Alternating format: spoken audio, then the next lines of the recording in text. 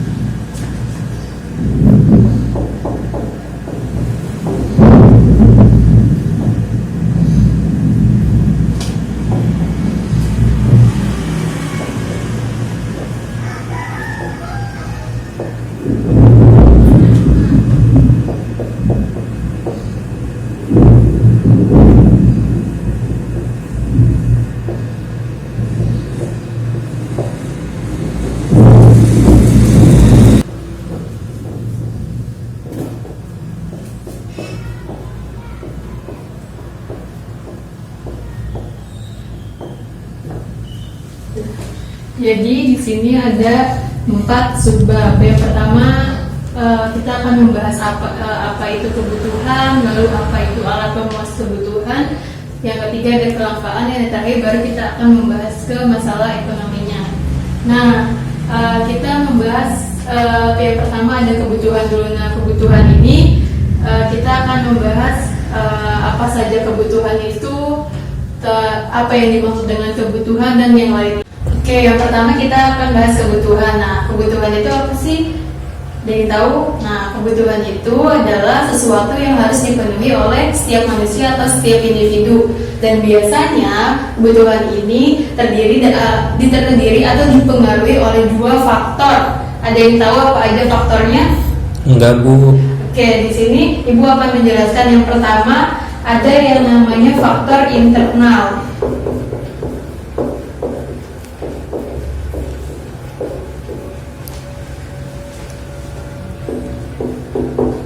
Dan yang kedua ada yang namanya faktor eksternal. Nah, faktor internal ini juga mempunyai faktor-faktor lainnya ya. Jadi faktor internal ini adalah faktor yang datang dari dalam diri manusia. Nah, faktor internal ini ada beberapa bagiannya. Yang pertama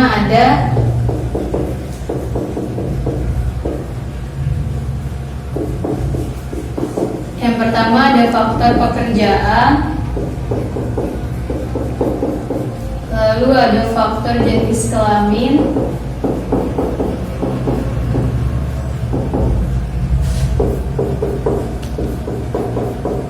lalu ada faktor umur atau usia,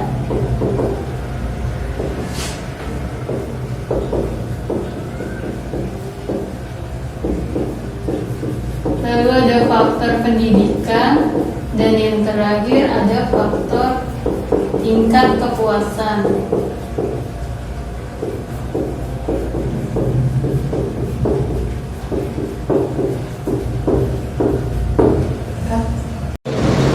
Nah, selanjutnya kita akan masuk ke faktor internal yang pertama, yaitu adalah faktor pekerjaan. Setiap manusia memiliki pekerjaan yang berbeda-beda, dan pekerjaan ini tentu juga akan mempengaruhi kebutuhan apa saja yang ia butuhkan. Misalnya kebutuhan seorang guru dengan kebutuhan seorang petani justru berbeda. Jika guru di sini membutuhkan kebutuhan seperti alat tulis, sedangkan kalau tadi membutuhkan kebutuhan seperti untuk alat membajak sawah. Nah, makanya di sini pekerjaan menjadi salah satu faktor yang mempengaruhi kebutuhan. Lalu yang kedua, di sini ada faktor jenis kelamin. Nah, jenis kelamin ini juga mempengaruhi kebutuhan. Kenapa? Karena kebutuhan seorang laki-laki dan kebutuhan seorang wanita itu juga berbeda. Kenapa berbeda? Karena kebutuhan wanita itu justru lebih banyak daripada laki-laki. Karena kebutuhan laki-laki itu biasanya kebutuhannya sederhana. Nah, yang selanjutnya yang ketiga ada faktor umur atau usia. Nah, faktor umur atau usia juga mempengaruhi kebutuhan dari seseorang. Kenapa? Karena pasti kebutuhan anak-anak yang masih balita tentu akan berbeda dengan kebutuhan orang dewasa. Nah, yang keempat ada faktor pendidikan. Nah, pendidikan juga mempengaruhi kebutuhan. Kenapa? Karena orang yang berpendidikan SD justru akan berbeda kebutuhannya dengan orang yang berpendidikan di tingkat SMA. Kalau di SD kita hanya butuh alat tulis seperti pensil, pulpen, menghapus. Tapi kalau sudah SMA kita justru akan membutuhkan seperti laptop atau komputer, karena menuntut adanya perkembangan zaman dan kurikulum. Nah, selanjutnya ada faktor tingkat kepuasan. Nah, seiring perkembangan zaman juga tingkat kepuasan manusia itu semakin meningkat. Kenapa? Karena setiap manusia itu pasti memiliki rasa ingin memperbaiki kualitas hidupnya yang gak gini-gini aja. Nah, makanya di sini tingkat kepuasan juga mempengaruhi salah satu adanya kebutuhan. Oke, selanjutnya sampai sini penjelasan Ibu tentang faktor-faktornya. Sekarang siapa ada yang mau tanya atau ada yang kurang paham, Ibu persilakan. Cukup, Bu. Oke, selanjutnya kita lanjut ke yang kedua, ada faktor eksternal. Nah, faktor eksternal ini adalah faktor yang datang dari luar diri manusia. Nah, yang pertama ada keadaan alam.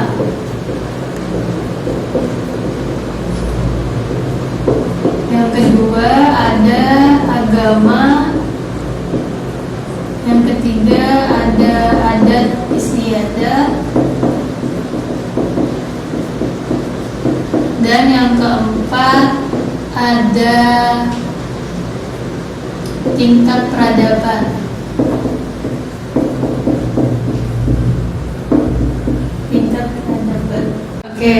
Nah, kita bahas yang pertama ada keadaan alam. Nah, keadaan alam ini dapat mempengaruhi kebutuhan. Kenapa? Karena orang yang tinggal di daerah kutub dengan orang yang tinggal di daerah tropis membutuhkan kebutuhan yang berbeda. Misalnya dari segi pakaian, orang yang tinggal di daerah kutub membutuhkan kebutuhan pakaian yang berkulit tebal atau yang berbahan dasar tebal. Nah, sedangkan orang yang tinggal di daerah tropis membutuhkan kebutuhan pakaian yang berbahan dasar tipis agar tidak selalu merasa kepanasan. Nah, itu salah satunya. Lalu yang kedua ada agama. Nah, agama juga mempengaruhi adanya kebutuhan. Karena misalkan agama Islam ini dilarang untuk memakan daging babi. Nah, sedangkan agama Hindu menurut agamanya dilarang untuk memakan daging sapi. Nah, ini juga berkaitan dengan perayaan agamanya. Jika perayaan agama Islam atau biasanya Hari Raya Idul Fitri, manusia atau umat Islam berbondong-bondong untuk memenuhi kebutuhannya, yaitu berbelanja pakaian muslim atau seperti gamis, seperti koko atau yang lainnya. Nah, sedangkan kalau perayaan untuk agama Kristiani atau agama Kristen biasanya akan berbondong untuk mencari kebutuhan berupa bingkisan untuk Natal, kado Natal, atau biasanya pohon untuk Natal. Nah, itu salah satunya. Yang ketiga ada adat istiadat. Nah, kenapa adat istiadat juga mempengaruhi? Nah, karena setiap daerah itu pasti memiliki adat istiadat yang berbeda dan kebutuhannya juga akan berbeda. Nah, yang keempat ada tingkat peradaban. Nah, semakin tinggi peradaban maka semakin tinggi juga kualitas hidup dari manusia dan juga beraneka macam juga kebutuhan yang dibutuhkan oleh setiap manusia. Nah, dahulu pada zaman purba kita tidak membutuhkan kendaraan. Nah, tapi sekarang kendaraan menjadi salah satu kebutuhan utama yang harus dipenuhi karena untuk kita melakukan pekerjaan atau melakukan hal-hal lain dengan mempersingkat waktu dan juga tenaga. Oke, sampai sini ada yang mau tanya? Cukup, Bu. Oke, selanjutnya kita akan membahas tentang penggolongan kebutuhan. Oke, selanjutnya ada penggolongan kebutuhan atau disebut dengan jenis-jenis kebutuhan. Nah, jenis-jenis kebutuhan itu ada beraneka macam. Yang pertama kita lihat menurut tingkat kepentingannya atau tingkat intensitasnya. Yang pertama ada kebutuhan primer, yang kedua ada kebutuhan sekunder, dan yang ketiga ada kebutuhan tersier. Nah, kebutuhan primer, ada yang tahu apa? Enggak, Bu. Oke, nah kalau mau tahu Ibu jelasin ya. Yang pertama ada kebutuhan primer. Kebutuhan primer adalah kebutuhan yang mutlak harus dipenuhi oleh setiap manusia. Biasanya kebutuhan primer ini disebut juga dengan kebutuhan dasar atau kebutuhan alami. Ini harus dipenuhi mencakup 3 hal. Yang pertama dari segi tempat tinggal, yang kedua dari segi makanan, dan yang ketiga dari segi pakaian. Oke, selanjutnya ada kebutuhan sekunder atau kebutuhan pelengkap. Yang dimaksud dengan pelengkap adalah untuk melengkapi kebutuhan utama yang tadi yang disebut dengan kebutuhan primer. Nah, contohnya kebutuhan sekunder ini seperti kendaraan atau alat-alat rumah tangga lainnya seperti televisi dan yang lain-lain. Yang ketiga ada kebutuhan tersier ini atau disebut juga dengan kebutuhan dengan barang-barang mewah seperti perhiasan atau investasi lainnya. Oke, selanjutnya ada kebutuhan menurut waktu yang digunakan. Yang pertama ada kebutuhan sekarang, dan yang kedua adalah kebutuhan yang akan datang. Nah, yang dimaksud dengan kebutuhan sekarang adalah kebutuhan yang harus dipenuhi pada hari itu juga. Contohnya adalah ketika ada orang sakit, ia harus membutuhkan obat saat itu juga. Yang kedua ada kebutuhan yang akan datang atau kebutuhan yang bisa digunakan untuk masa yang akan datang atau masa selanjutnya. Biasanya kebutuhan ini berkaitan dengan investasi atau tabungan. Oke, selanjutnya ada kebutuhan berdasarkan subjek yang menggunakan atau orang yang menggunakan. Itu ada dua. Yang pertama ada kebutuhan untuk individu, dan yang kedua adalah kebutuhan kelompok atau tim. Nah, yang dimaksud dengan kebutuhan individu adalah kebutuhan yang diperlukan oleh diri sendiri atau perorangan, seperti ibadah, seperti hiburan, ataupun yang lainnya. Lalu ada kebutuhan kelompok. Nah, kebutuhan kelompok biasanya kebutuhan yang dibutuhkan oleh beberapa orang yang tergabung menjadi satu dengan tujuan yang sama. Misalkan misalkan salah satu kelompok atau tim pramuka yang sedang berkemah, mereka akan membutuhkan kebutuhan seperti tenda ataupun alat-alat lainnya. Oke, sampai sini ada yang mau bertanya atau kurang jelas? Sudah jelas, Bu. Oke, selanjutnya kita akan lanjut ke alat pemenuh kebutuhan atau alat pemuas kebutuhan. Alat pemuas kebutuhan ini terbagi menjadi dua, ada barang dan ada jasa. Nah, barang sendiri ini adalah sesuatu yang tampak dan dapat digunakan oleh manusia. Yang kedua ada jasa, yaitu sesuatu yang tidak tampak tetapi dibutuhkan oleh manusia. Nah, untuk barang ini memiliki beberapa jenis dan didasarkan pada kategorinya. Yang pertama, ada jenis barang menurut kelangkaannya yang terbagi menjadi dua, barang ekonomis dan ada barang bebas. Nah, yang pertama, barang ekonomis adalah barang yang jumlahnya terbatas sehingga untuk memperolehnya membutuhkan suatu pengorbanan, yaitu kita misalkan harus bekerja. Contohnya ada makanan, lalu ada yang lainnya. Nah, lanjut, ada barang bebas. Nah, barang bebas ini barang yang jumlahnya bebas dan kita untuk memperolehnya tidak perlu melakukan pengorbanan. Contohnya seperti sinar matahari, lalu seperti udara dan yang lainnya. Lanjut, ada menurut cara penggunaannya, ini terbagi menjadi dua, yaitu barang substitusi dan barang komplementer. Nah, barang substitusi itu sendiri diartikan sebagai barang pengganti untuk menggantikan barang lain tetapi dengan tujuan yang sama. Misalkan minyak tanah yang digantikan oleh gas atau sebaliknya. Nah, selanjutnya ada barang komplementer. Barang komplementer adalah barang pelengkap yang dibutuhkan oleh barang lain, seperti minyak tanah dengan kompor, kaos kaki dengan sepatu, atau yang lainnya. Yang ketiga ada jenis barang menurut tujuan pemakaiannya. Yang pertama ada barang konsumsi dan yang kedua ada barang modal. Nah, barang konsumsi itu sendiri adalah barang yang dapat langsung digunakan untuk memenuhi kebutuhan hidup manusia. Contohnya seperti makanan atau yang lain. Yang kedua ada barang modal atau barang yang digunakan untuk menghasilkan barang lain, seperti kain untuk pakaian, seperti kayu untuk meja ataupun yang lainnya. Nah, sampai sini ada yang mau bertanya? Tidak, Bu. Oke, kita lanjut. Nah, selanjutnya ada kegunaan barang. Kegunaan barang ini memiliki 4 macam. Yang pertama, menurut guna waktunya. Nah, maksudnya di sini barang akan berguna jika waktunya tepat. Contohnya obat untuk orang yang sakit, makanan untuk orang yang lapar, dan yang lainnya. Yang kedua ada guna tempat. Artinya di sini barang yang digunakan akan lebih tepat jika berada di tempat yang tepat. Contohnya batu yang berada di tepi sungai atau di hulu sungai akan lebih bermanfaat jika batu dipindahkan ke daerah kota untuk bahan bangunan atau bahan perbaikan jalan. Nah, yang ketiga ada guna bentuk. Maksudnya di sini barang akan berguna atau bermanfaat jika bentuknya sudah terlihat atau dirubah bentuknya. Contohnya seperti kayu yang dapat dirubah menjadi kursi, meja, atau tempat tidur. Selanjutnya ada guna milik. Maksudnya di sini barang tersebut akan bermanfaat atau berguna jika telah dimiliki oleh seseorang. Contohnya seperti sepeda yang berada di toko akan lebih berguna jika sepeda tersebut telah dibeli oleh pembeli atau pemiliknya.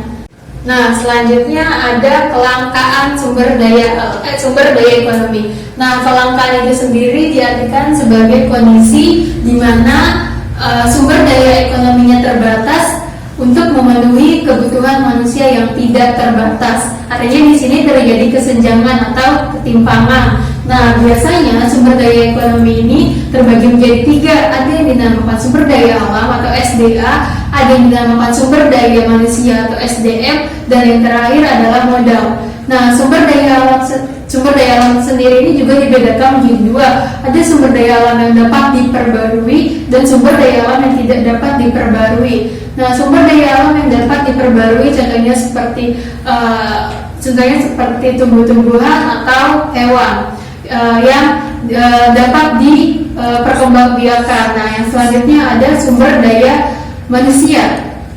Selanjutnya ada sumber daya alam yang tidak dapat diperbarui. Nah, untuk sumber daya alam tidak dapat diperbarui ini kenapa? Karena untuk membentuknya butuh jutaan tahun atau bahkan ratusan tahun yang akan datang, seperti contohnya adalah minyak bumi dan mineral-mineral tambang lainnya. Selanjutnya ada selanjutnya ada sumber daya manusia. Nah, sumber daya manusia sendiri ini ada seperti manusia sebagai faktor produksi. Tiga, ada modal. Nah, modal sendiri adalah salah satu faktor yang digunakan untuk kegiatan produksi suatu perusahaan. Nah, biasanya ini terbagi menjadi seperti gedung, lalu ada bahan-bahan mentah untuk diolah, dan yang terakhir ada alat-alat atau teknologi yang digunakan. Biasanya modal ini digunakan untuk industri atau usaha lainnya. Nah, selanjutnya ada penyebab dari kelangkaan itu sendiri. Yang pertama, keterbatasan benda pemenuhan kebutuhan di alam. Ya, seperti yang tadi kita sudah bahas, yaitu sumber daya alam. Nah, sumber daya alam yang tidak dapat diperbarui ini menjadi salah satu penyebab dari kelangkaan, karena untuk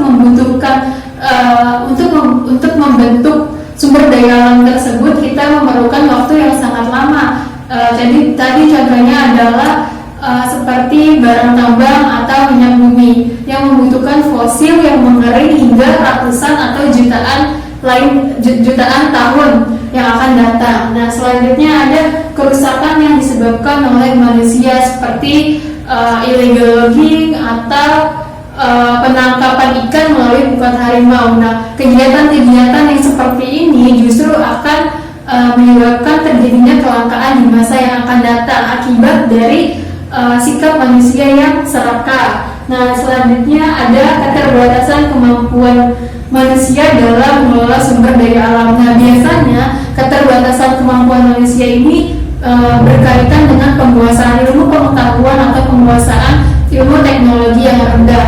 Nah, ini harus didukung dengan adanya kesadaran dari manusia itu sendiri untuk lebih belajar dan kesadaran dari pemerintah untuk melakukan pelatihan-pelatihan. Nah, selanjutnya ada tingkat peradaban. Nah, tingkat peradaban ini sangat mempengaruhi sekali terjadinya penyebab kelangkaan itu sendiri. Kenapa? Karena seiring berkembangnya zaman ini kebutuhan manusia semakin banyak atau semakin heterogen. Nah, untuk itu diperlukan juga kegiatan produksi yang mendukungnya. Kegiatan produksi untuk lebih ditingkatkan agar kelangkaan itu sendiri bisa diatasi. Nah, selanjutnya kita lanjut ke materi lain. Nah, selanjutnya ada masalah ekonomi. Nah, masalah ekonomi sendiri diartikan sebagai masalah yang timbul dalam kehidupan sehari-hari yang biasanya berkaitan dengan kehidupan ekonomi. Nah, masalah ekonomi ini terbagi menjadi dua, ada masalah ekonomi klasik dan ada masalah ekonomi modern. Nah, masalah ekonomi klasik ini dipelopori oleh Adam Smith, David Ricardo, dan John Stuart Mill. Nah, biasanya masalah ekonomi klasik ini didasarkan oleh teori ekonomi klasik yang menitik beratkan pada kegiatan ekonomi yang sederhana seperti produksi, distribusi, dan konsumsi. Nah, masalah produksi ini yang kita tahu, produksi adalah kegiatan untuk menciptakan atau menghasilkan suatu barang dan jasa yang diperlukan oleh manusia. Nah, masalah konsumsi ini biasanya berkaitan dengan konsumen itu sendiri. Biasanya dia berkaitan dengan apakah barang atau jasa tersebut dapat digunakan oleh konsumen, lalu apakah dibutuhkan oleh konsumen, Dan yang terakhir, apakah dapat dimiliki oleh konsumen. Nah, selanjutnya kita masuk ke masalah ekonomi modern. Masalah ekonomi modern ini dipelopori oleh Paul A. Samuelson. Nah, biasanya terdiri dari 3 pokok. Yang pertama, ada barang dan jasa apa yang diproduksi dan seberapa banyak. Nah, yang kedua, ada bagaimana cara memproduksinya. Biasanya berkaitan dengan teknik yang akan diterapkan oleh produsen dalam menghasilkan suatu barang dan jasa. Biasanya ini berkaitan dengan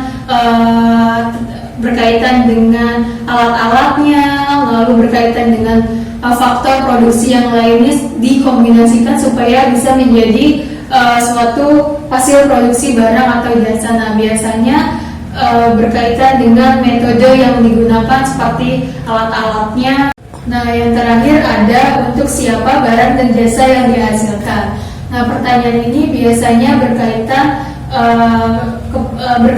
pada siapa yang akan menggunakan barang yang akan dihasilkan oleh produsen tersebut dan siapa yang akan menikmati hasilnya. Atau dengan kata lain, pertanyaan ini menjawab bagaimana pendistribusiannya.